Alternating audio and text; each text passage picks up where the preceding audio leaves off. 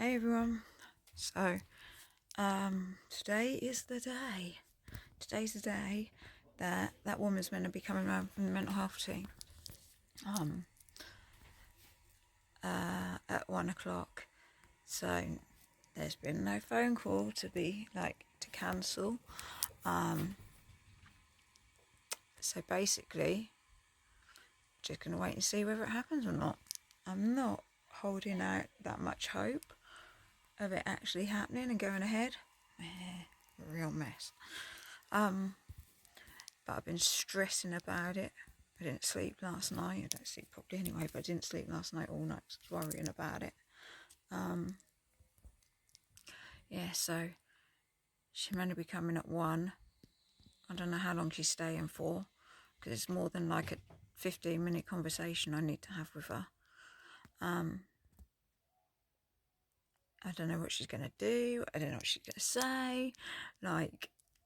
I don't know her. I've never met her before. I've only spoken to her on the phone super briefly.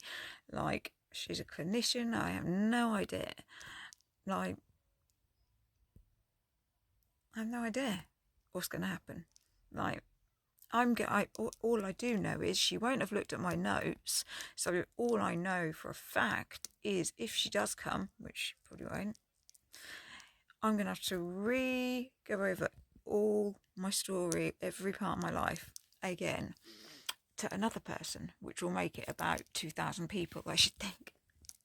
But I will have to go over it all again. Everything. Because you can't just say, oh, this made me this way, this situation. Not in my case anyway, because it's been so crazy.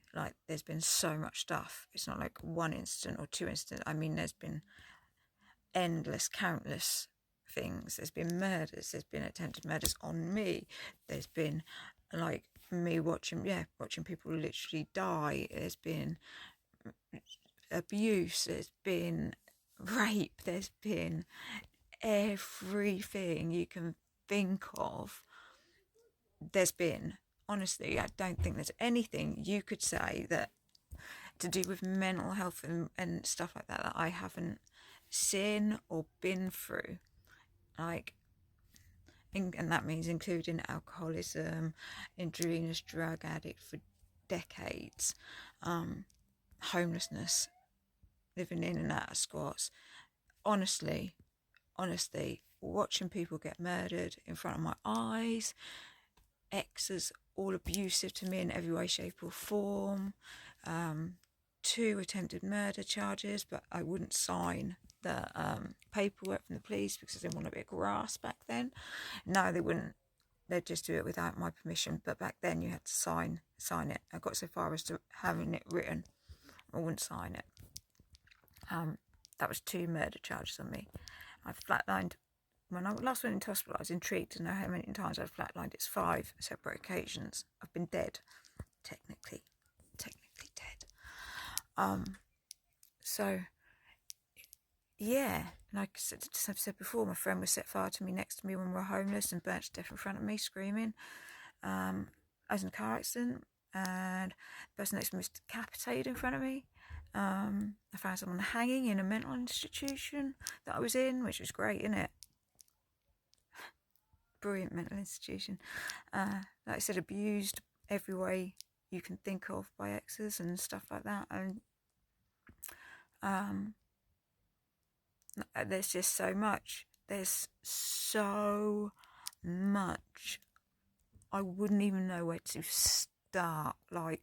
There's so much. Honestly, if I talked about some of my things, like the first person who abused me as a partner was the first time I had a abusive partner, and he was only my second boyfriend.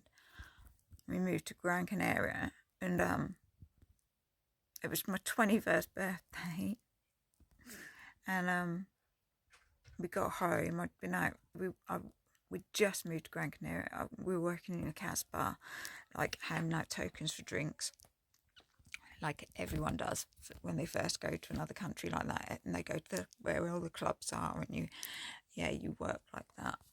And we got home, and it was my 25th birthday, and I said something about something, don't know what, and he punched me in the face, and I was like, what the fuck? Like, what the fuck? And I like broke down, ran off, etc. And that just spiraled and spiraled and spiraled and spiraled and spiraled. And then at the time, my mum and stepdad came over to visit back all the way back then. And I was working in a pub at this point, well, manager of a bar at this point. He'd been in and thrown me down the stairs in front of all the customers. And some woman said to my mum, is that your daughter? And she's like, yeah. She's like, oh my God, you need to get away from that man, basically.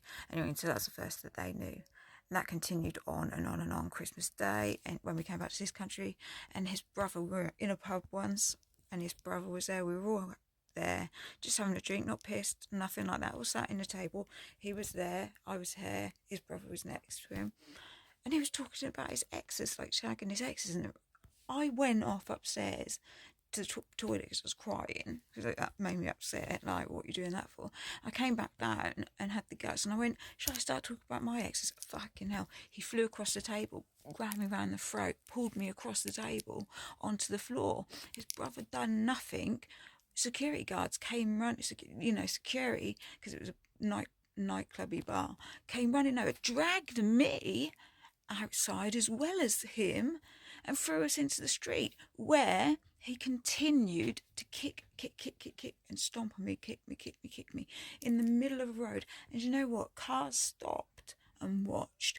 People in all the bars stood at the window and doors watching, and people watched while he, like, literally for about a good it doesn't sound long, but good 3 minutes just stomping on me and kicking me in the middle of the road, and no fucking one helped me.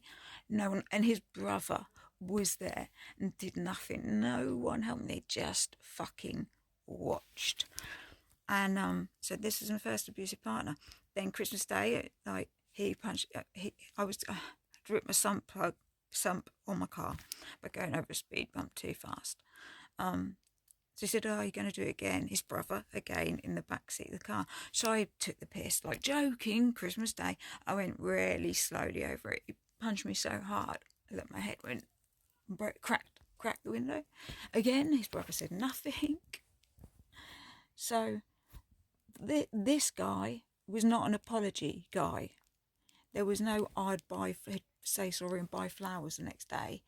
This guy, it was always my fault. He never apologised. It was always me. And kicked me out of my own home. He smashed my car up. He kicked me out of my own home. But before kicking me out, he rubbed my face in dog piss on the floor, kicked me and my dog out. He took my shoes off me, my car keys and my coat, and kicked me out like that in the night with just my dog. Yeah, horrific. And that's just one of my exes. And I think because you get used to that, you end up going to another one, because then I went to another abusive ex. So yeah, it's crazy. But yeah, the amount of abuse is fucked up. It's the amount of shit that's happened in my life. But then you've got the good parts as well, because I got to travel the world, modelling, etc., and doing all that. But yeah, it's hard to just explain everything to one person, like, because what I've just said to you is 1% of what has actually happened to me. And how bad is all of that? And that's just 1%. 1%. That's not even to do with the person who had an attempted murder charges on me twice. That's a completely different ex. And I haven't had many. There's only been 3 and Mike. So, 2 of those, 4 Mike, 3 were abusive. The other one wasn't, and then Mike. And I'm 45. I wasn't a person that slept around. I was with someone, and I was with them a long time. So, yeah, brilliant. So I've got to go through all this trauma with a complete stranger in a bit. So wish me luck, if she even turns up. Wish me luck. Bye.